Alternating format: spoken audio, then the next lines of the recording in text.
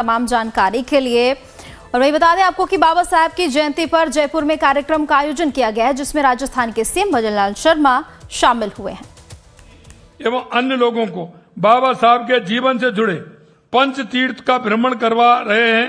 इसके तहत आज यात्रा की शुरुआत करने वाले सभी यात्राओं को सफल यात्रा की शुभकामनाएं देता हूं, जिससे वहां जाकर के वो बाबा साहब के उन पंच तीर्थों में बाबा साहब के विचार और उनके बताए हुए रास्ते को अपने जीवन में ढाल सकें, अपने जीवन में ला सकें। इसके लिए हमने पंच तीर्थ यात्रा का भी कार्यक्रम रखा है और आज यहां से जाने वाले हैं।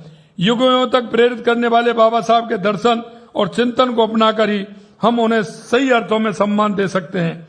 मैं एक बार फिर बाबा साहब अम्बेडकर जी को प्रणाम करता हूं और मैं कहना चाहता हूं, बाबा साहब का अंत्योदय, जिस अंत्योदय को लेकर के चले थे पंडित दीनदयाल उपाध्याय, बाबा साहब अम्बेडकर इस अंत्योदय को लेकर के चले थे।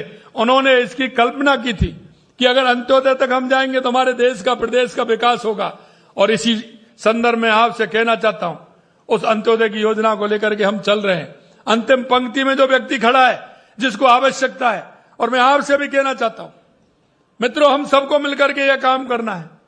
हमारे गांव में, हमारी ढाणी में, हमारे मोहल्ले में, हमारे अपार्टमेंट में कहीं भी कोई ऐसा व्यक्ति जिसको केंद्र और राज्य सरकार की उन स्कीमों की आवश्यकता है, हम सब भी इस देश प्रदेश के नागरिक होने के नाते हम सबका दायित्व बनता है कि ऐसे लोगों को आगे लेकर के आए। कौन मेरा दिव्यांग बहन है, कौन मेरा दिव्यांग भाई है, कौन मेरी बूढ़ी माता है, कौन मेरे बूढ़े ताऊ जी हैं, मेरे काका जी हैं।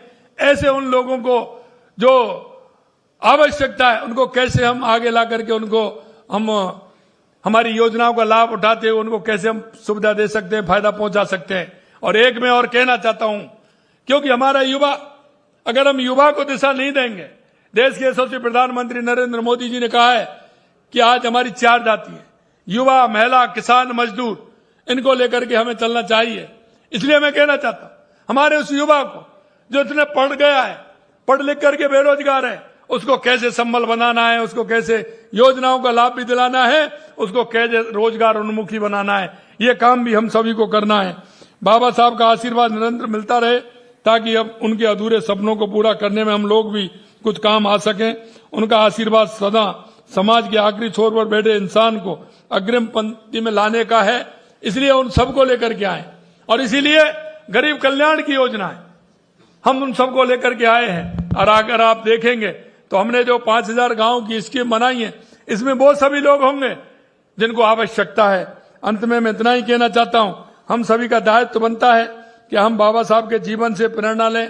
उनके आज इस जन्म जयंती के अवसर पर मैं इतना ही कहूंगा कि आप सभी, हम सबको एक प्रेरणा लेनी चाहिए कि अंतिम पंक्ति में जो व्यक्ति खड़ा है उसको कैसे लाभ पहुंचे। राजस्थान के सीएम भजनलाल शर्मा को सुन रहे थे आप। वहीं प्रधानमंत्री